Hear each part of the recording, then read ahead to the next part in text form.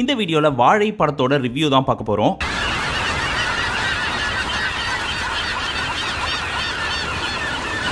இந்த படத்தோட டைரக்டர் மாரி செல்வராஜ். இந்த படத்தை பார்த்து முடிக்கிறப்போ தமிழ் சினிமால one of the best director Mari Selvaraj அப்படின்றது உங்க மைண்டுக்குள்ள வரும்.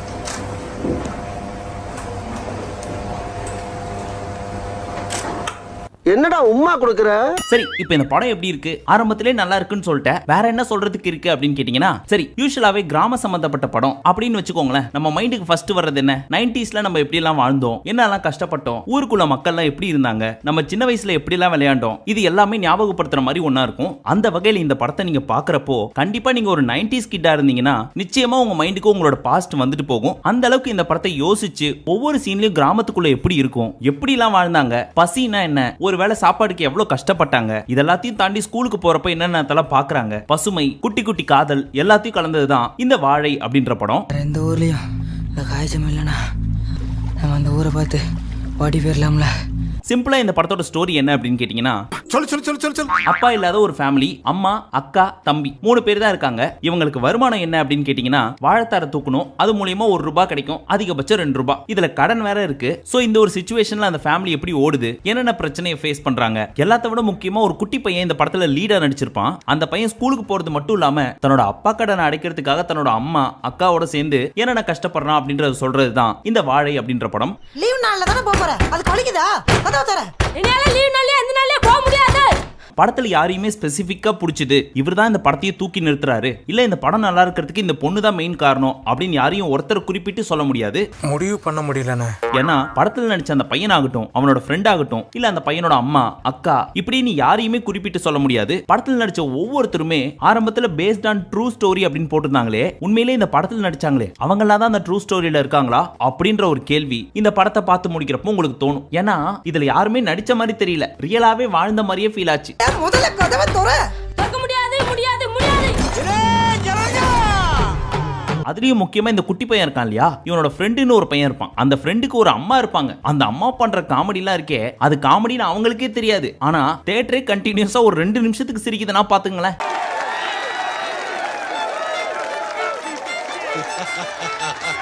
அதுக்கப்புறம் இந்த பையனோட அம்மா, இவங்கள நிறைய படத்துல பார்த்திருப்போம். பட் இந்த படம் கண்டிப்பா இவங்களோட ஃபில்மோகிராஃபில தி பெஸ்ட் மூவியா இருக்கும். ஏன்னா கிளைமேக்ஸ்ல அப்படி நடிச்சிருப்பாங்க. என்ன ஆரம்பத்துல இருந்து ஃபுல்லா பாசிட்டிவா போயிட்டு இருக்கு அப்படின்னு கேட்டீங்கன்னா, கண்டிப்பா நெகட்டிவ் அப்படின்னு சொல்றதுக்கு இந்த படத்துல ஒண்ணுமே கிடையாது பெருசா. அவ்வளவு ஏன் நம்ம திவ்யா துரைசாமி இருக்காங்க இல்லையா, அவங்க கூட இன்டர்வல் சீன் ஆகட்டும், லவ் போர்ஷன் ஆகட்டும், இல்ல இந்த பையனோட அக்காவாகட்டும் அப்படி நடிக்க வச்சிருப்பாரு நம்ம டைரக்டர் மாரி செல்வராஜ்.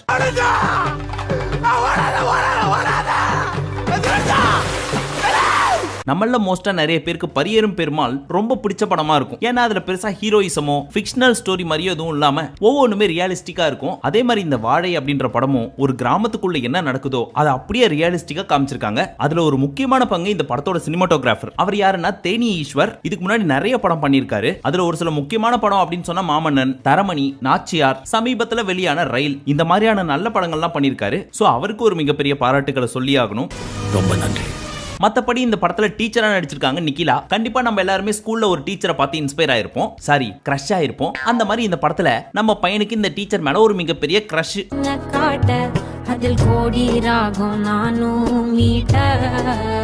சோ இந்த படத்துல நிக்கிலாவை பாக்குறப்போ நமக்கு ஒரு டீச்சர் மேல கிரஷ் இருக்கும் பாத்தீங்களா, அது மைண்டுக்கு வந்துட்டு போகும்.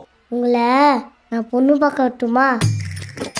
கண்டிப்பா இந்த படத்தை 2K கிட்ஸ் பார்க்க சொல்லி நான் ரெக்கமெண்ட் பண்ணுவேன். ஏன் அப்படின்னு கேட்டீங்கன்னா, 90s கிட் அப்படின்னு கலாய்ப்பாங்க தெரியுமா, அவங்க என்னென்னலாம் பார்த்தாங்க, ஒரு கிராமத்துக்குள்ள 90s கிட் எப்படி வாழ்ந்தாங்க, ஹாப்பினஸ்னா என்ன, இன்னைக்கு போன் உலகத்துல மட்டுமே வாழ்ந்துட்டு இருக்கிற அவங்களுக்கு போனே இல்லாம ஒரு கிராமத்துக்குள்ள எப்படி இருக்கிறாங்க மக்கள்லாம், அந்த வயசுல அவங்க விளையாண்ட விளையாட்டு, குட்டி குட்டி சந்தோஷம், அதெல்லாம் ஒரு காலம், அதெல்லாம் எப்படி இருந்திருக்கும்ன்றத இந்த படம் மூலியமா அவங்க தெரிஞ்சுக்கலாம். படத்துல சாங்ஸும் சரி, பிஜிஎம்மும் சரி, நம்ம சனா எப்பவும் போல தி பெஸ்டா பண்ணி கொடுத்திருக்காரு. அதுலயும் தென்கிழக்கு அப்படின்ற சாங் தி பாடி இருப்பாங்க. அதெல்லாம் விஷுவலா பார்க்கறப்ப ரொம்பவே நல்லா இருந்துச்சு.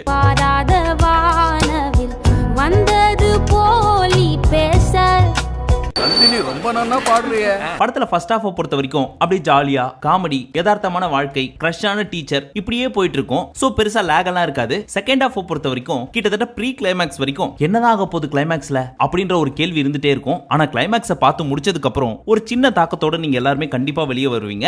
அப்படி அந்த படம் உங்களுக்குள்ள ஒரு தாக்கத்தை உண்டாக்கிருச்சு அப்படின்னா கண்டிப்பா அந்த டைரக்டர் அங்க ஜெயிச்சிட்டாரு அப்படின்றதுதான் அர்த்தம். அந்த வகையில் இந்த படம் கண்டிப்பா உங்களுக்குள்ள ஒரு தாக்கத்தை உண்டாக்கும் அப்படின்றத ஆணித்தனமாக நான் கூறுகிறேன். பார்க்கலாம். மொத்தத்துல இந்த படம் எப்படி இருந்துச்சு அப்படின்னு கேட்டீங்கன்னா, இந்த 2024ல மிஸ் பண்ணிடக்கூடாத ஒன் ஆஃப் த மூவி இந்த வாழை. கண்டிப்பா போய் தியேட்டர்ல எக்ஸ்பீரியன்ஸ் பண்ணுங்க. அப்பதான் உங்களுக்கு அந்த ஒரு ஃபீல் கிடைக்கும். சரி, நம்ம இதுக்கு முன்னாடி நிறைய ரிவ்யூஸ்லாம் பண்ணியிருக்கோம். அதுல ஒரு சில படம்லாம் சுமாரா இருந்திருக்கும், ஒரு சில படம்லாம் சூப்பரா இருந்திருக்கும். சுமாரா இருந்த படத்தை சுமாரா இருக்குன்னு சொல்லியிருப்போம், நல்லா இருக்க படத்தை சூப்பரா இருக்குன்னு சொல்லியிருப்போம். நம்மள மாதிரியே அதிகபட்சமான ரிவ்யூவர்ஸும் மக்கள் என்ன ஃபீல் பண்றாங்களோ அதுதான் சொல்லியிருப்பாங்க. ஒருவேளை இந்த படம் நல்லா இல்ல, ஒண்ணுமே இல்ல கதை, அதே அரைச்சமாவை தான் அரைச்சிருக்காங்க, இந்த மாதிரிலாம் சொன்னாங்க அப்படின்னா அவங்க தான் one of the worst reviewers அப்படின்றத நீங்க தெரிஞ்சுக்கலாம். நீங்க ஒருவேளை இந்த படத்தை பார்த்துருந்தீங்கன்னா உங்களுக்கு எப்படி ஃபீல் ஆச்சு அப்படின்றத மறக்காம கமெண்ட் செக்ஷன்ல சொல்லுங்க.